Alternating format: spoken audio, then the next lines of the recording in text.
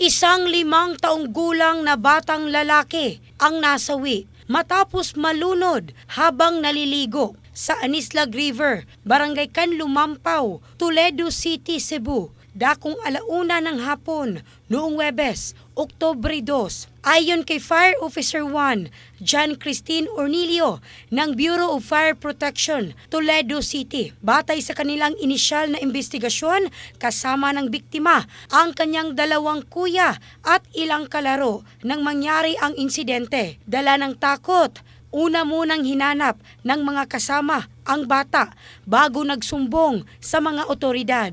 Matapos matanggap ng BFP Toledo ang ulat, bandang 3:00 ng hapon, agad silang nagsagawa ng search and rescue operation sa lugar, ngunit bigong natagpuan ang bata. Kinabukasan, isang mangingisda ang nakakita sa katawan ng biktima sa ilog at agad namang umalalay ang mga tauhan ng BFP para sa pag-recover. Napag-alaman na nasa trabaho ang ama ng bata habang kakaalis lamang ng ina para sa isang mahalagang lakad nang mangyari ang insidente. In the heart of changing lives, ako si Michelle Craste ng Brigada News Philippines, the Music and News Authority.